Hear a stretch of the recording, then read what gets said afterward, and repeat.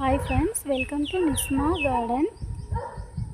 இது வந்து பிங்க் சங்குப்பூ பார்க்குறீங்களா, அழகாக இருக்குது.